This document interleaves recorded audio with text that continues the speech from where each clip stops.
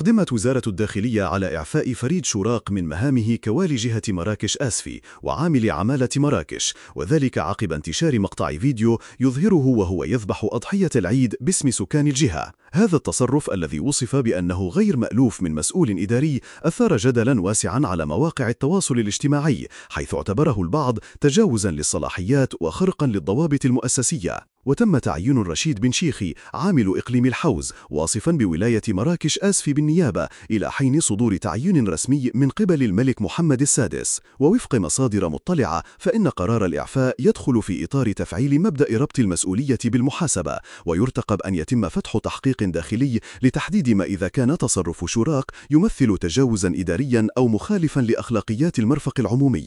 هذه الخطوة تعكس توجه وزارة الداخلية إلى ضبط سلوك رجال السلطة وتعزيز ثقة المواطنين في العمل الإداري، خصوصاً في ظل ما تفرضه المرحلة من حرص على الانضباط والشفافية.